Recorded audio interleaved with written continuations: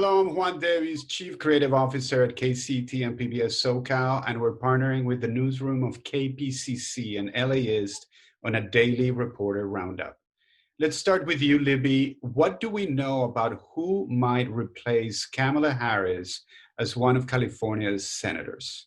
Right. Governor Newsom has the right to fill Vice President elect Harris's seat in the Senate until her term runs out in 2022.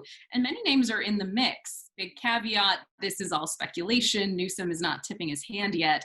Secretary of State Alex Padilla is at the top of many lists because he is a close ally of Newsom and would be the first Latino senator from California. Another person who's often talked about is Karen Bass, formerly on Joe Biden's shortlist for VP. Bass is well liked on both sides of the aisle, has a lot of experience, and would only be the third African-American woman to join the Senate. Other names include Attorney General Javier Becerra, Congresswoman Barbara Lee, and Long Beach Mayor Robert Garcia. Many groups are lobbying Newsom over this pick right now. I just got off the phone with the National Day Laborer Organizing Network, and they're circulating an open letter to Newsom asking him to appoint a woman of color to the seat and someone who would be a champion for immigrant rights. So plenty of pressure on the governor right now. Laurel joins us from Cal Matters today. She wrote an interesting article about California women smashing ceilings nationally, but not so much in state politics. Tell us more, Laurel.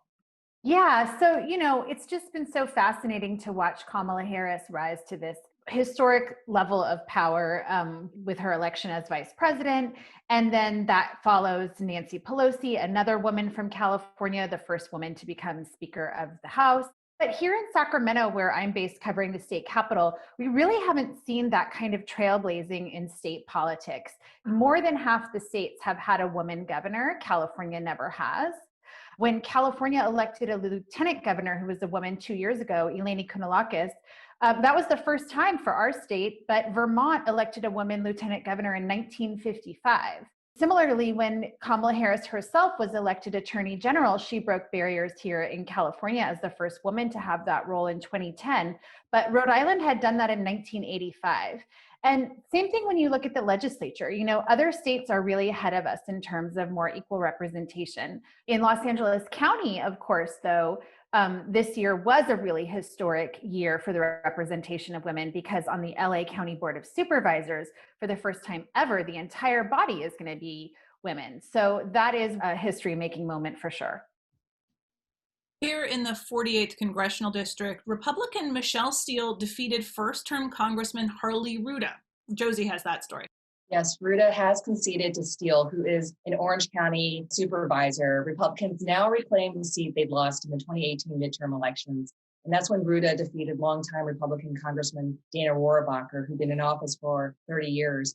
Rouda's victory then was part of a so-called blue wave, where you saw OC Democrats winning several congressional seats in GOP strongholds. But it looks like the blue wave may have been short-lived in some of these districts. Democrat Gil Cisneros, who won a seat in the traditionally red 39th, is right now, as of Tuesday afternoon, trailing in the vote count against his challenger, Young Kim. The two are in a rematch from 2018. When was the last time they faced off for the 39th. And if Kim prevails, she would join Steele as some of the first women of Korean-American descent to join Congress. Marilyn Strickland of Washington State was also elected to Congress. And finally today, Philip is with us from Q Voice News to talk about the confirmation of Justice Martin Jenkins to the California Supreme Court. Tell us why this is a big deal. This is a significant and historic event because he was confirmed as the first LGBTQ person to serve on the California Supreme Court. The court's been around since 1850, so that's, 170 years? It's the first openly LGBTQ person. That's historic. He's the third Black man to serve in the court as well. During his acceptance speech afterward, he thanked his partner, and he got a little emotional and a little choked up, which was kind of nice to see and makes him a little bit human. But it's a great, significant event for the community. For the first time in 170 years, we have somebody on the bench.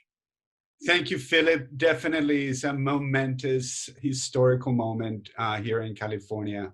And thank you all at the KPCC and LAist newsroom. And thank you for tuning in. We'll see you soon.